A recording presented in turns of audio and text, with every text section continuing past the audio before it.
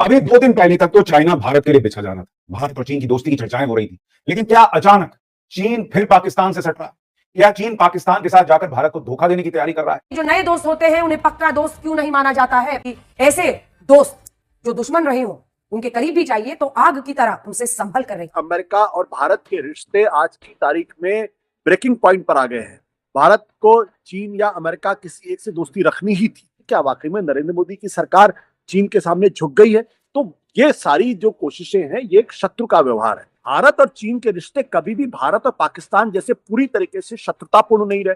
भारत के हित में है कि भारत चीन के सामने झुक जाए। ऑपरेशन सिंदूर ने वो जो ढोल था उसकी पोल को खोल दिया। इस तरीके से मूर्खतापूर्ण पत्रकारिता उन लोगों ने की है, उससे भी भारत और चीन के रिश्तों को नुकसान पहुंचा है। कल तक जिस चीन को हम अपना सबसे बड़ा दुश्मन मानते थे, उसी चीन के सामने अब क्या भारत झुकता हुआ नजर आ रहा है?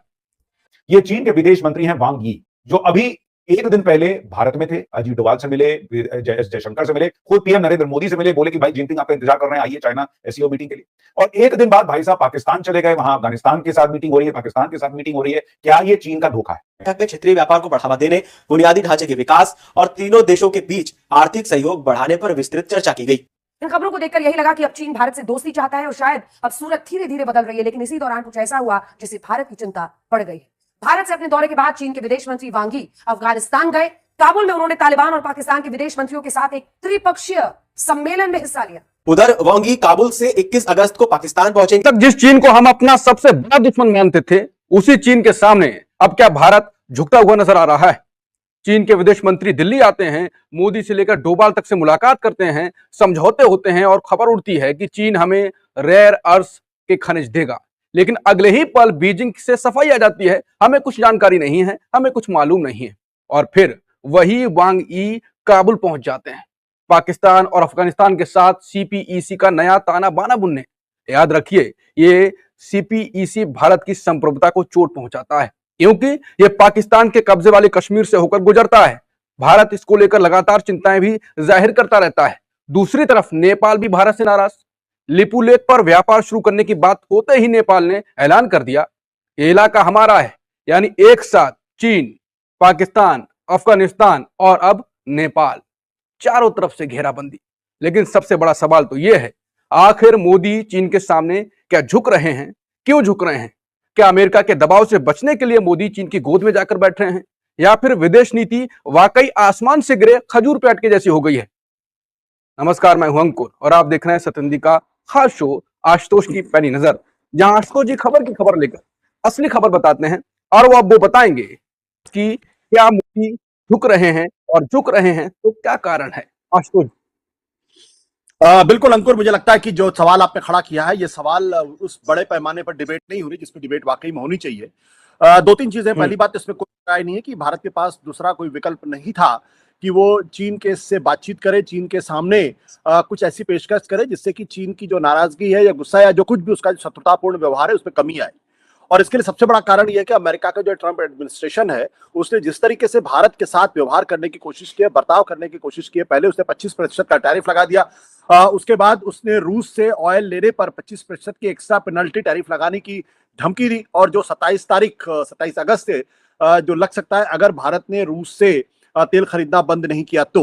हालांकि ट्रंप ने इस बात की भी संकेत दिए हैं जो उन्होंने पुतिन से मुलाकात के बाद, कि इस बारे में अमेरिका दोबारा भी सोच सकता है और हो सकता है जो 25% का जो एक्स्ट्रा पेनल्टी लगाने की बात की जा रही है रूस से ऑयल लेने की एवज में, वो शायद ना करे। तो ये पूरा का पूरा एक तरीके से हमारा बैकग्राउंड है। ये बात मैं इसलिए एम्फेसाइज कर रहा हूं क्योंकि भारत ने पिछले सालों में, खासतौर पर नरेंद्र मोदी ने, अमेरिका के राष्ट्रपति डोनाल्ड ट्रंप के दोबारा राष्ट्रपति बनने, और बल्कि पहली बार जब वो राष्ट्रपति बने थे उस वक्त पूरी कोशिश की थी कि भारत और अमेरिका के रिश्तों में एक बेहतरी आए। और इसी के संदर्भ में उन्होंने कई प्रोग्राम भी किए थे जहां वो विवादास्पद भी हुआ था जब वो हाउडी मोदी की बात कर रहे थे या फिर वोट फॉर ट्रंप की बात कर रहे थे। लेकिन ट्रंप ने राष्ट्रपति बनने के बाद जिस तरीके का रुख अख्तियार किया है उससे ये साफ हो गया है कि अमेरिका और भारत के रिश्ते आज की तारीख में ब्रेकिंग पॉइंट पर आ गए हैं। और ये बात मैं नहीं कह रहा हूं, बल्कि जो अमेरिका की एक बहुत ही मशहूर और पॉलिटिशियन है, हालांकि वो ट्रंप की क्रिटिक हैं, निक हैली ने यह बात कही कि भारत और अमेरिका के रिश्ते ब्रेकिंग पॉइंट पर आ गए हैं। और उन्होंने ये भी कहा है कि हमें ये गलती नहीं करनी चाहिए कि हम भारत को चीन की जो एडवर्सरी है उसको इस तरीके से करें कि ताकि वो चीन के खाते में चला जाए। ये स्थिति है।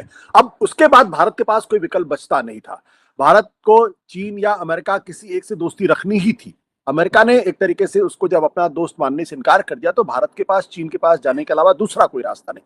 अब इसके दो पहलू हैं। एक पहलू ये कि कुछ लोगों की जो आलोचना है कि भाई ये वही चीन था जिसने ऑपरेशन सिंदूर के दौरान पाकिस्तान का साथ दिया और पाकिस्तान को न केवल हथियार दिया बल्कि भारत को कमजोर करने के लिए उस जंग में पूरी मदद भी उनकी की, जिसके सबूत भी है, जिसके बारे में लेफ्टिनेंट जनरल राहुल सिंह ने यह कहा था कि भारत एक सीमा पर दो शत्रुओं से लड़ रहा है।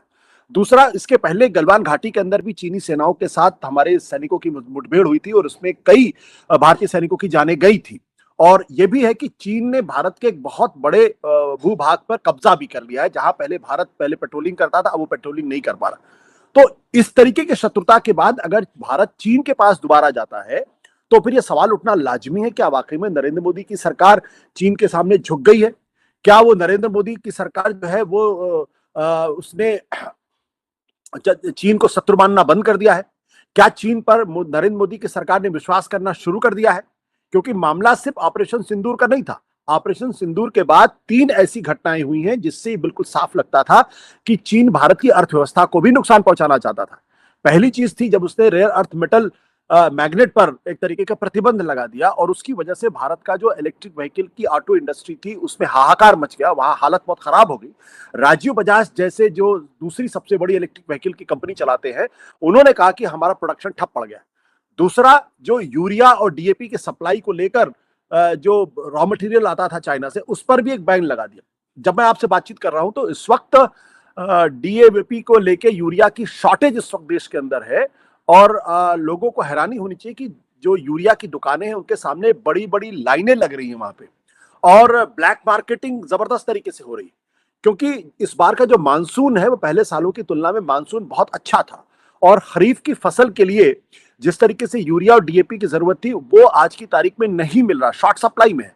और उस शॉर्ट सप्लाई का सबसे बड़ा कारण यह है क्योंकि चीन से जो हमको स्पेशलाइज्ड यूरिया मिलता था या फर्टिलाइजर मिलता था वो नहीं मिल रहा। तो ये जो क्राइसिस है जो हमारी खेती किसानी को नुकसान पहुंचा सकता है, ये भी एक तरीके से चीन का दिया हुआ है। तो वो आपके इलेक्ट्रिक व्हीकल की इंडस्ट्री को चौपट करना चाहता है, वो आपकी खेती किसानी को चौपट करना चाहता था और साथ ही साथ वो फॉक्सकॉम जैसी कंपनी में अपने इंजीनियर्स को वापस बुला रहा है। तो ये सारी जो कोशिशें हैं ये एक शत्रु का व्यवहार है। लेकिन उसके बावजूद भी पिछले दिनों चीन के विदेश मंत्री भारत आए, उन्होंने सब लोगों से मुलाकात की और कुछ अच्छी अच्छी बातें की गई। ये कहा गया कि हम कई ऐसे बिंदु हैं जहां पर हम अपने व्यापार के दरवाजे खोल देंगे, व्यापार आना जो आबाद गति से चलना शुरू हो जाएगा। ये क्यों है? ये इसीलिए है क्योंकि भारत आज की तारीख में दोनों महाशत्रुओं से या दोनों सुपर पावर से या महाशक्तियों से वो दुश्मनी अफोर्ड नहीं कर सकता। ये उसकी मजबूरी है, विदेश नीति की मजबूरी है कि या तो अमेरिका के साथ रहे या फिर वो चीन के साथ रहे। और चूंकि अमेरिका का पूरा व्यवहार रुख जो है वो शत्रुतापूर्ण साफ तौर पर दिखाई पड़ रहा है, इसलिए भारत के पास कोई विकल्प नहीं है कि वो चीन के पास जाए और अपनी जो पुरानी जो शत्रुता है उसको भुलाए और ये भारत के हित में भी है। आशुतोष सर, एक बात ये होती है कि दुश्मन का दुश्मन तो आपका मित्र हो जाता है, लेकिन आपका खुद ही वो दुश्मन है तो आपका मित्र कैसे हो सकता है? क्योंकि जब वो वांग यी भारत में थे तभी उन्होंने फैला दिया कि भारत ने कहा कि ताइवान चीन का है। उनकी विदेश मंत्रालय की प्रवक्ता बोली कि हमें पता नहीं कि रेयर अर्थ खनिज वाला मामला क्या चल रहा है। और उसके बाद क्या ट्रंप को दिखाने के लिए ही अपने दोस्त को गले लगाने की कोशिश कर रहे हैं और फिर खंजर पीछे लगेगा भारत के? चीन की एक खास आदत है, चीन के यहाँ एक सिद्धांत चलता है कि शत्रु को युद्ध शुरू होने के पहले ही हरा दिया जाए। और चीन का ये इतिहास रहा है, चीन ने कोई बहुत लंबे चौड़े जंग नहीं लड़ी, कभी लंबी चौड़ी युद्ध नहीं लड़े और दूसरों के युद्ध में वो टांग भी नहीं फंसाता, ऐसा भी उसका इतिहास रहा है। चीन युद्ध को और युद्ध की पूर्व शांति को अपने शत्रुओं को निगोशिएटिंग टेबल पर लाने के लिए करता है, उसका इस्तेमाल करता है। जैसे मैं आपको बता दूं कि 1962 की लड़ाई में चीन ने भारत के बहुत बड़े भूभाग पर, यहां तक कि असम के भी बड़े हिस्से पर कब्जा कर लिया था और उसके बाद उसने सीजफायर घोषित कर दिया और वापस लौट गया।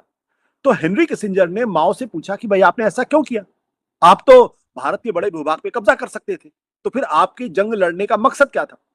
तो माओ ने कहा कि हमारा मकसद सिर्फ इतना था कि भारत को हम नेगोशिएटिंग टेबल पे ले आए और वो हमारा मकसद पूरा हो गया। वो भारत को निगोशिएटिंग टेबल पे ले आए। उसके बाद से भारत और चीन के बीच में सीमा के विवाद लगातार है। लेकिन भारत और चीन के रिश्ते कभी भी भारत और पाकिस्तान जैसे पूरी तरीके से शत्रुतापूर्ण नहीं रहे। और 62 की लड़ाई के बाद कभी भारत और चीन के बीच में कोई जंग भी नहीं हुई। सीमा पर कई बार ऐसे हादसे हुए हैं जहां पर दोनों ने एक दूसरे के सैनिकों का खून बहाया है और लोगों की जानें गई हैं, लेकिन कभी जंग की नौबत नहीं आई। गैलवान उस वक्त की सबसे बड़ी घटना या खबर थी। तो चीन की पूरी कोशिश ये है, मुझे ऐसा लगता है कि उसने पाकिस्तान की मदद करके ऑपरेशन सिंदूर के दौरान भारत को बहुत तगड़ा संदेश दिया कि देखो हम क्या कर सकते हैं, और इसलिए तुम अगर हमसे दुश्मनी रखोगे तो चीन पाकिस्तान के साथ मिलकर भारत को डिस्टेबलाइज कर सकता है और भारत की अर्थव्यवस्था को बहुत नुकसान पहुंचा सकता है।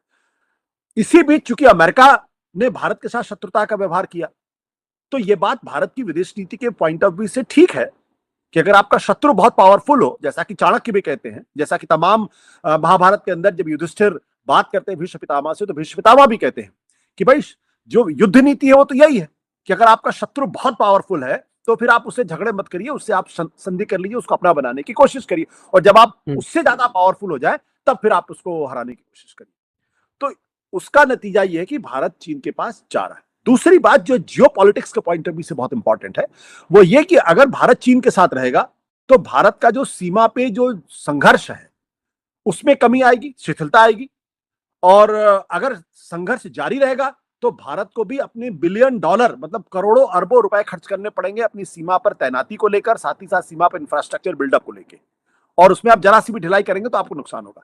तो आप चीन को न्यूट्रलाइज करते हैं, और अगर आप चीन को न्यूट्रलाइज करते हैं तो चीन का दबाव पाकिस्तान के ऊपर भी पड़ेगा, तो वो पाकिस्तान पर भी दबाव डाल के चीन के माध्यम से पाकिस्तान को भी न्यूट्रलाइज कर सकते हैं।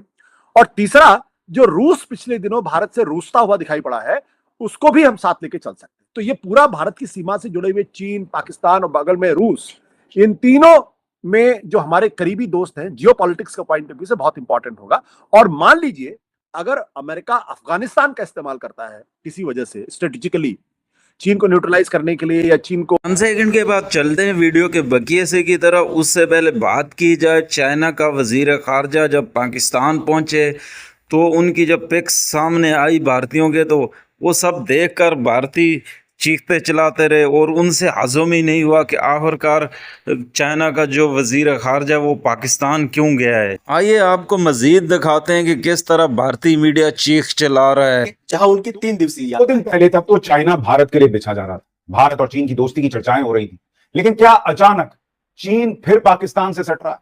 क्या चीन पाकिस्तान के साथ जाकर भारत को धोखा देने की तैयारी कर रहा है? क्या चीन एक बार फिर भारत को धोखा देगा? बहुत कुछ हुआ है पिछले 48 घंटे के अंदर, इसलिए आपको इस वीडियो में देखना चाहिए कि क्या चीन और भारत की फिर से शुरू होने की जो रिश्ते थे वो पहले ही खराब हो गए या नहीं। ये आपको विस्तार से आज समझाऊंगा, वीडियो के आखिर तक वीडियो को जरूर देखिएगा। लेकिन आपकी राय क्या है? क्या चीन भारत को फिर धोखा दे रहा है अगर वो पाकिस्तान जा रहा है?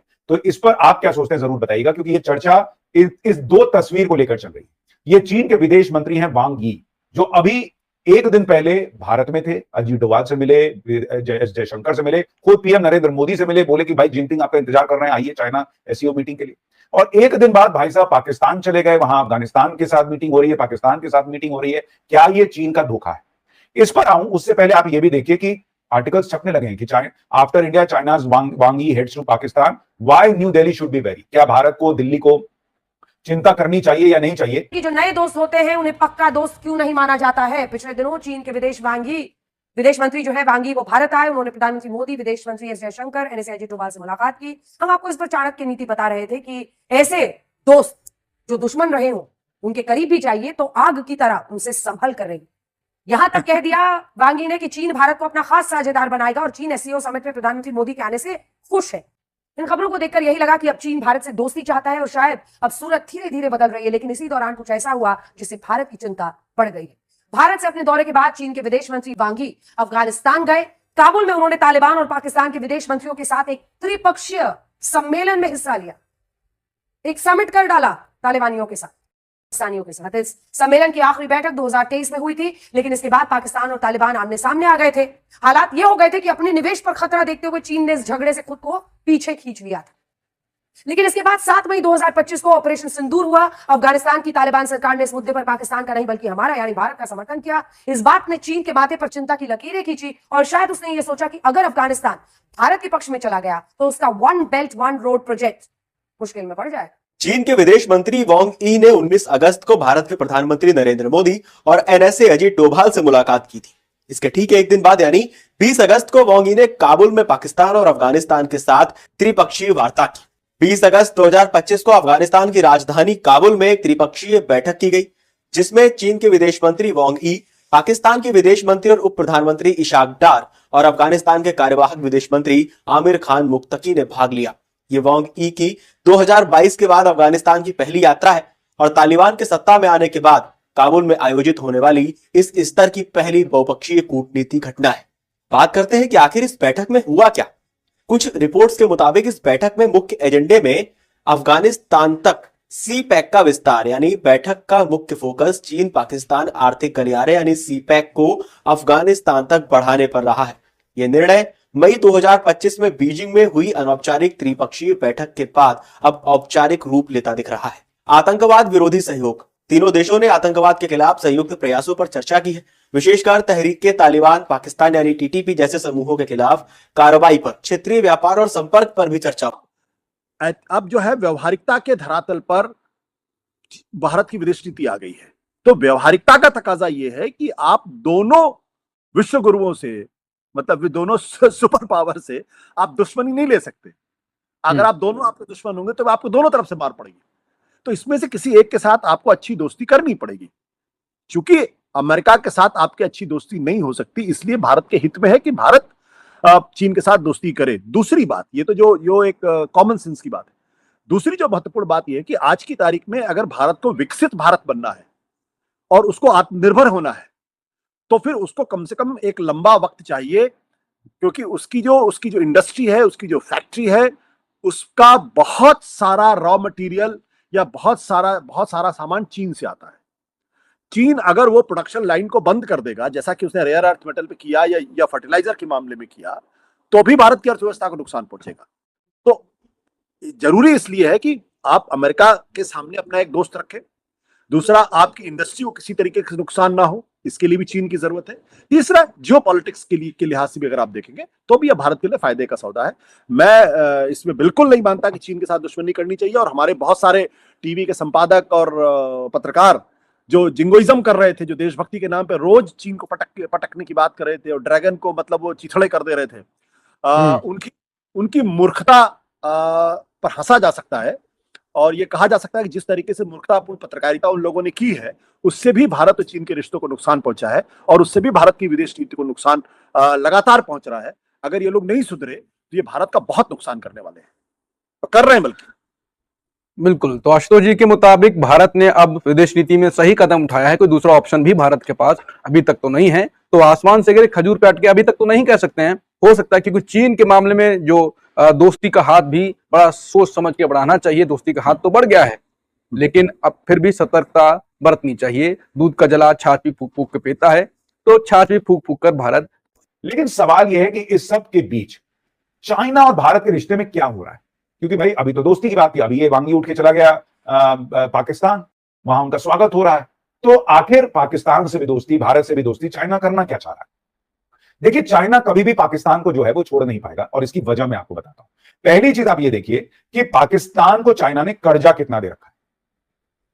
China becomes Pakistan largest creditor with $20 billion loan, यानी चाइना ने पाकिस्तान को $29 बिलियन का लोन दे रखा है, जो करीब करीब 2.5 लाख करोड़ रुपए। और इसलिए आपको याद होगा जब ऑपरेशन सिंदूर चल रहा था तो कुछ मीम्स वायरल हुए थे जिसमें लोगों ने कहा था कि पाकिस्तान को तो दुनिया खत्म नहीं होने देगी क्योंकि इतनों का कर्जा ले रखा है कि भाई सबका कर्जा डूब जाएगा।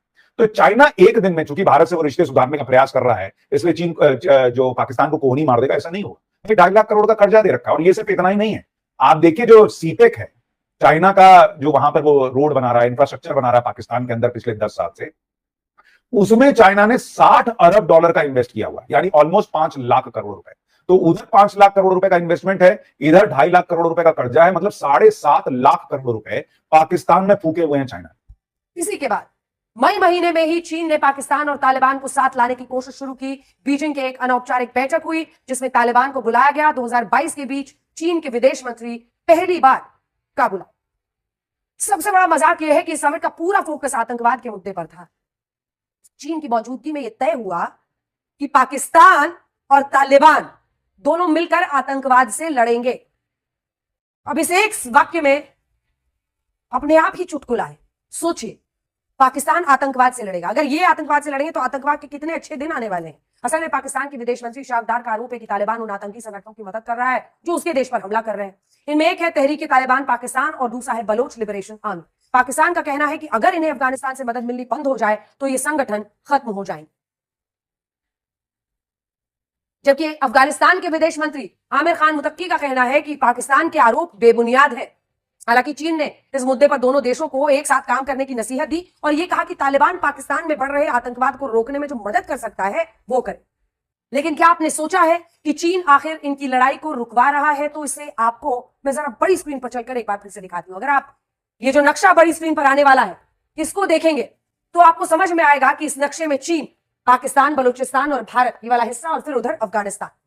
जैसा कि आपने देख लिया भारतीय मीडिया का रद्द-ए-अमल, किस तरह भारतीय मीडिया चीख चिल्ला रहा है कि पाकिस्तान से चाइना की जो दोस्ती है वो इनसे हजम नहीं हो रही, क्योंकि इनका जब अमेरिका के साथ भारत के ताल्लुकात बहुत अच्छे थे, लेकिन वो जैसे ही ताल्लुकात ख़राब हुए उन्होंने सोचा कि अब चाइना जो दूसरा बड़ा मुल्क है तो उसको अपने उनसे दोस्ती की जाए। लेकिन उससे पहले इनको ये भी देखना चाहिए कि पाकिस्तान और जो चाइना की दोस्ती है वो तो कभी ख़त्म ना होने वाली है, जिसकी वजह से इनके दिल में भी सवाल उठते हैं कि क्या पाकिस्तान चाइना को जो हर मशवरा देता है उसके बाद चाइना जो है ना फैसला करता है। आप भाइयों और दोस्तों ने कमेंट सेक्शन में अपनी राय का इजहार ज़रूर देना है पाकिस्तान और चाइना की दोस्ती को मद्देनज़र रखते हुए। आज के लिए इतना ही। मज़ीद अगर इस तरह की रिएक्शन वीडियो आपने देखनी है तो हमारे चैनल को सब्सक्राइब कर लें। वीडियो पसंद आई हो तो वीडियो को भी लाइक और दोस्तों के साथ शेयर भी कर लें।